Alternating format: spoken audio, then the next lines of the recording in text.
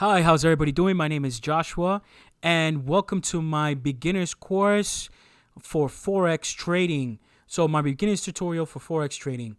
And we're going to talk about what is Forex, what is the Forex market, what are pips, and what broker dealers to use, how much money we should start off with.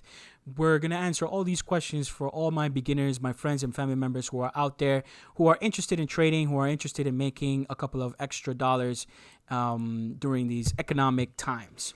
So right now we're looking at tradingview.com. You can go to tradingview.com and it has different types of financial market products from all different financial markets, stretching from stocks, derivatives, futures, options, cryptocurrency, and foreign exchange. It's a free platform if you want to use, but if you want to upgrade, you could definitely upgrade. You could do that. And basically, it has every single product out there in the financial markets. You just type it in right here and you could go for it. For example, it has stocks, indices, futures, bonds, cryptocurrency, anything that you think about. You could find it here on Traders View, and every single trader that I know uses Trader View because it's a very clean, very professional platform. So what we're looking at right now is the Forex market. So Forex, Forex, what does that stand for? It stands for foreign exchange market. And the foreign exchange market, what it is, it's the exchange of different types of currency pairs, especially fiat currency pairs.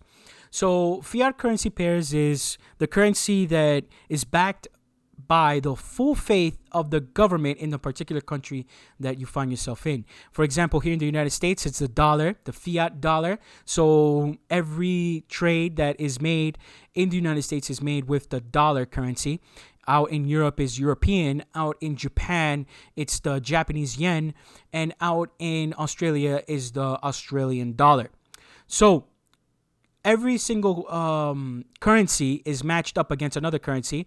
It's bought and sold with two different currencies. For example, I have dollars and I go to Europe. I go to Paris and I want to buy a nice meal out there in Paris and buy some nice gifts for my family. I have dollars and I need to exchange it. So I go either to a bank or I go to an exchange kiosk out there in the streets and I ask them, hey, I have $100 and I would like 100 euros. So they'll tell me the price, they'll take their commission, and they'll give me the euros in exchange, right? So that is what Forex is about. Now, you could take that at a micro level in economics to a macro level in economics, where you have, for example, Apple. The Apple company here in the United States wants to make new business out in Japan. They want to build a new factory. They have $50 million in their account here in Chase, for example. And they want to transfer that money into Japan.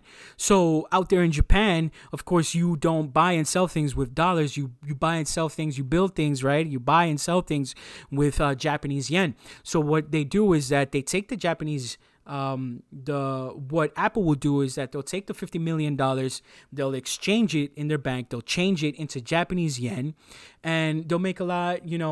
They'll buy it. And they'll use that money to build their facility out there in Japan, right? This is an example of how it works. So that's a macro level where companies are exchanging their money across borders. Banks are changing their money across borders. And individual people are changing their money across borders for, to buy or to sell goods and services. So every currency pair is traded.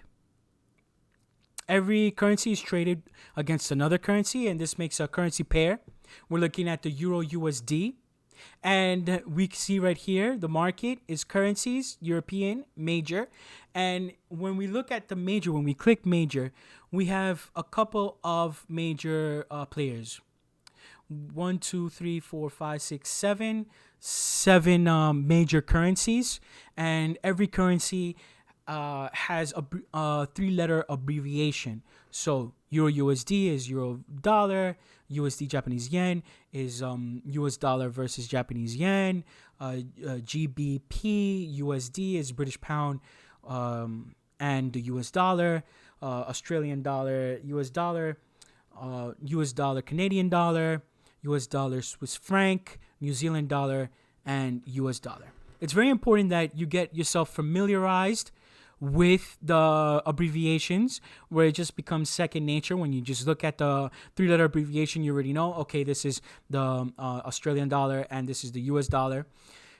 Because that helps you quickly understand what market you're in, what pairs you're buying and selling, and it helps you navigate within the Forex market. So just like how you have major pairs, you have minor pairs. And minor pairs is every other combination within the major pair. For example, euro dollar versus Japanese euro versus British pound, euro versus Australian dollar, euro versus Canadian dollar, and so forth. You see, we could see the Japanese yen and Australian dollar. We could go lower. We could see Australian dollar and New Zealand dollar. So the mix and match of the combinations within the 7 or 8 major currency pairs creates the minor currency pairs. Why are they major?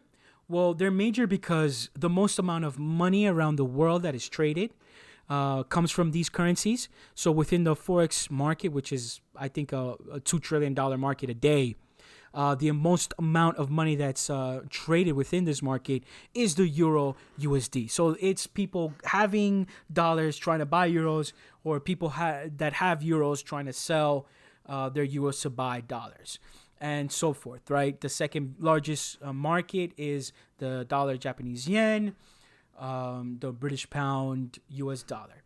And of course, they have nicknames, which is important to know. Fiber, Swissy, Aussie, Kiwi, Yuppie. You know, they have nicknames. If you ever see YouTube videos of traders or people trading, talk about that. Oh yeah, I'm trading the cable. Cable means British pound and US dollar, right? An abbreviation. Or I'm trading the Aussie USD.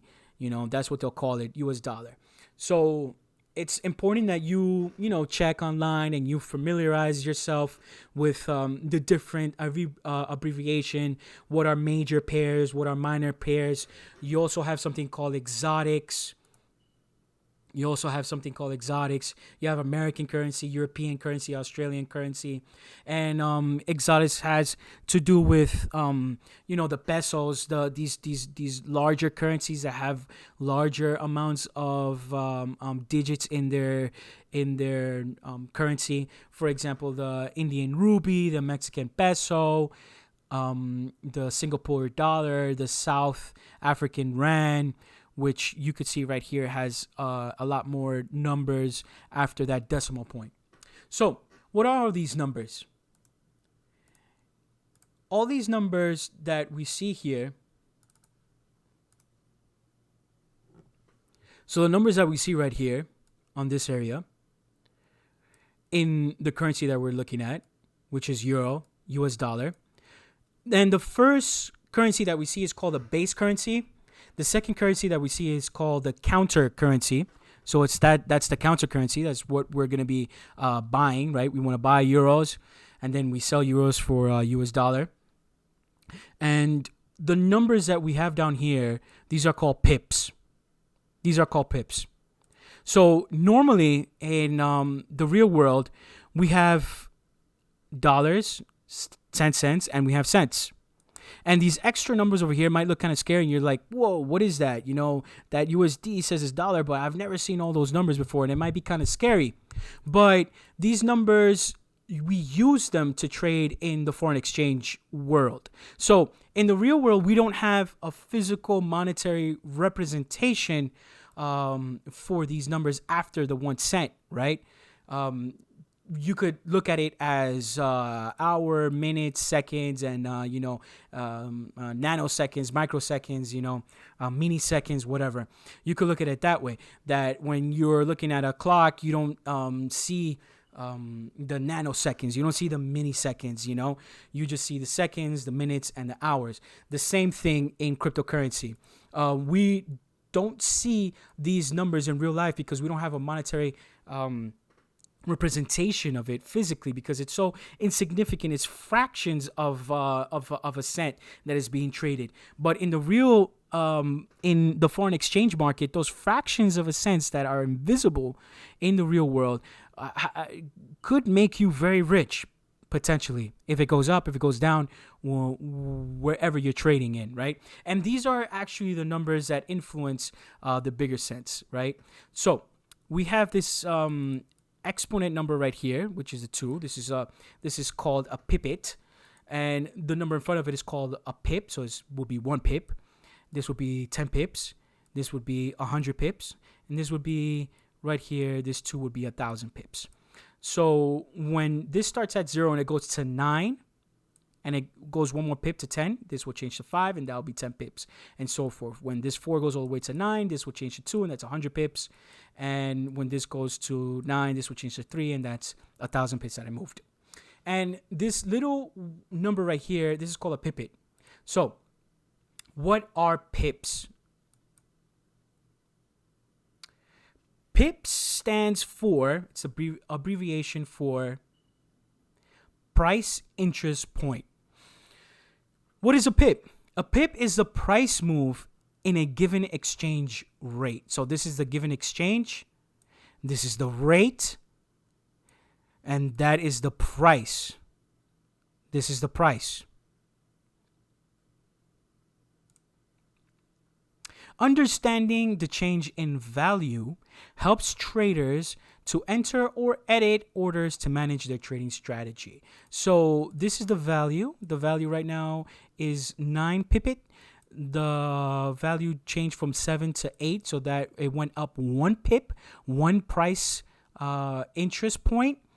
And every price interest point that it goes up, you make money or you sell money depending on your strategy that you have. You could buy or you could sell. So right here we have the currency pair. When we trade Forex, we trade it against a base currency and a counter currency.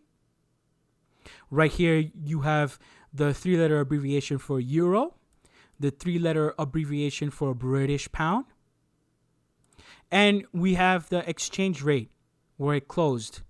It closed at 0.8714.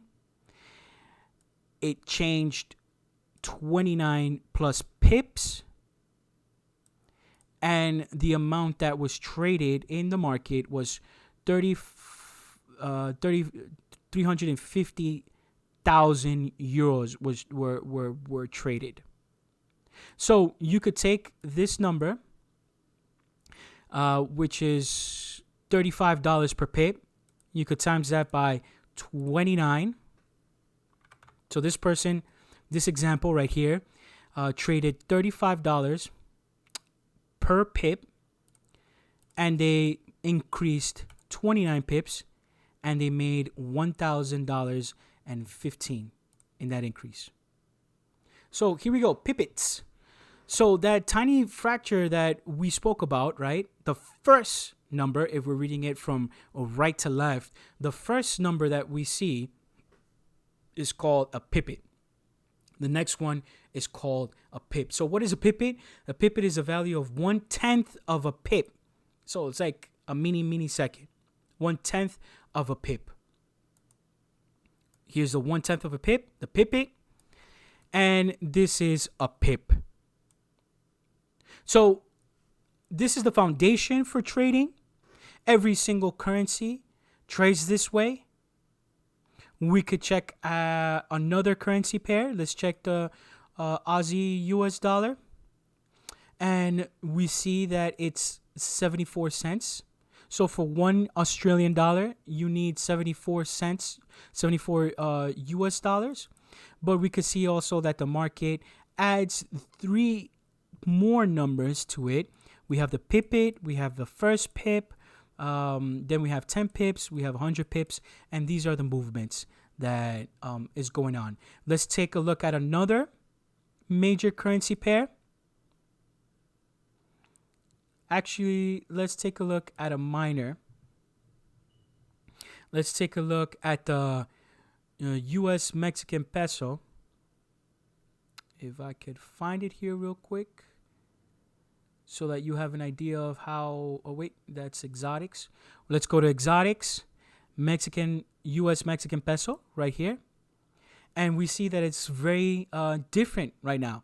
So in this example, we have the base currency as the U.S. dollar, the counter currency as the Mexican peso, and if you want to buy dollars, you need 883 pesos, Mexican pesos, for $1. Okay? So right here, of course, now we're thinking in pesos. We're no longer thinking in dollars, right? Because each movement is peso, but it's the same concept and idea, a pip. So this is a pipit, a pip, and so forth. So depending on the currency pair is the movement of pips. Some currency pairs are bigger, so they move 10 pips, 100 pips per minute or per 5 minutes.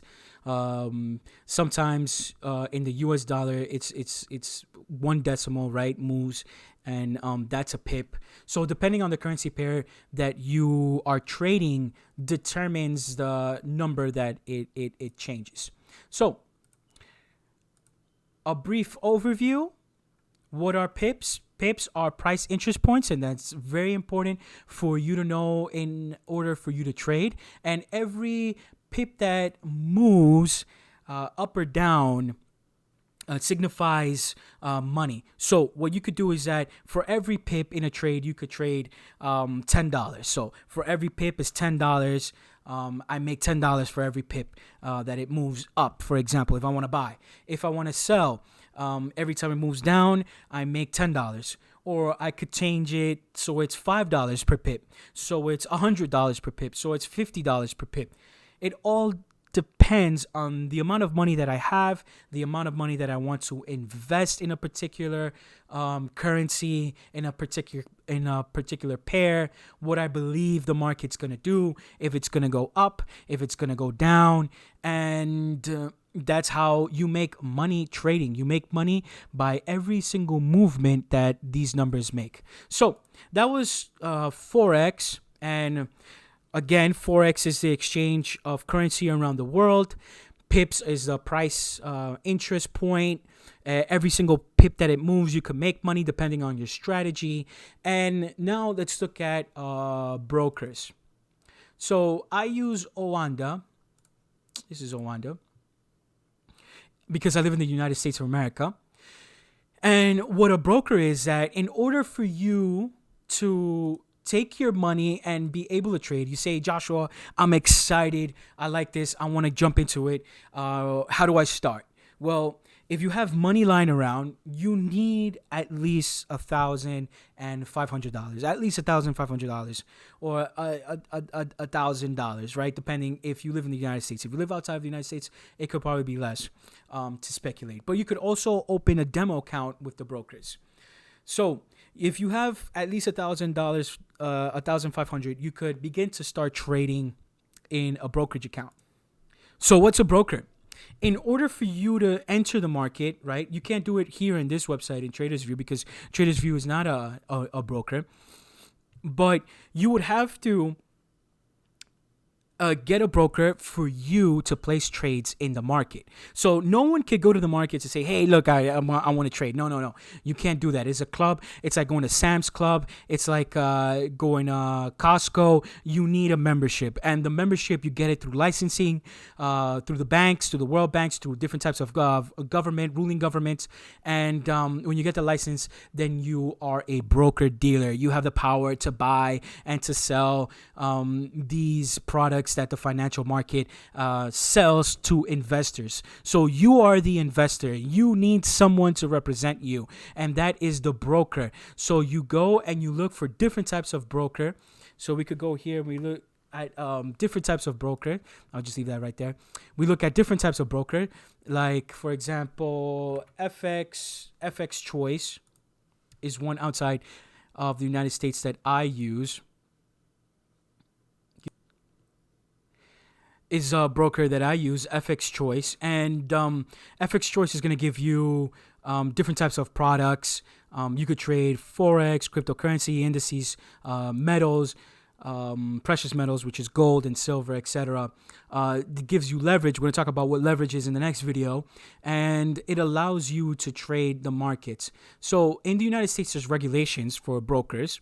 And these regulations are placed to help investors like yourself from getting tricked or from getting manipulated. And that's why it's very important that the broker that you pick is regulated. So for Oanda, if you live in the United States of America, you go to their website, Oanda, that's OANDA.com, and you create an account. It's going to ask you if you're a U.S. citizen. If you live in the United States, it's going to ask you for your personal information. It takes about a day for you to process. Remember that whatever money that you do make, you are responsible for paying your taxes on it. And once your account is approved, then basically you fund the account through your debit card or a bank wire or a bank transfer, etc. And you can start trading. And when you start trading, it looks like this. This is the trading screen, and you begin to see all different types of stuff, candles and different types of movement. Right now I'm in a trade $148 in my new negative $146 in my new series from novice to pro trader. I definitely suggest that you watch those series where we just talk about trading and we put trades and we follow trades, so you could learn what it is to actually trade in a live market. So for trading, if this is what you want to do, if you want to make extra money and you want to do Forex is a great way to make money. If you know what you're doing, you need a support team, you need knowledge, you need to study, you need to know what to do, and hopefully I can guide you through that process. In Forex market, we trade currencies. Just to recap again, we trade currencies. The first currency that we see is the base currency. The second currency we see is the counter currency. There are 8 or sometimes 7 different major currency pairs. Each currency pair is traded against another currency pair: euro, US dollar, Japanese yen. Then the mix and match of those 8 different pairs is the minors, and then you have exotics, currencies from Central America, South America, Western, Eastern Europe, South Africa, etc., etc. And we looked at what pips were. We know that pips are price interest. Again, let's just go there real quick. We know that pips are price interest points, and it is the value, these numbers that we see. The first number we see are pippets. It's 1/10 of a pip. The next one is a pip. And every pip that it moves, depending on your strategy that you have, you can make money or you could lose money, right? You could place an order for $10 per pip. You could place an order for $50 per pip. And but in order for you to place that, trade, for example, now that we have this currency, right? This is a view of the currency. In order for you to buy or for sell, you need a broker dealer. And that broker dealer is going to take commission. That's the service that they're going to pay, that you're going to be paying for. And they're going to place your trades in the real world market. And that is what all you need to start off in Forex trading. So if you like this video, please hit that like button, subscribe for more videos like this, and we're going to be talking about leverage in our next video. Take care, guys.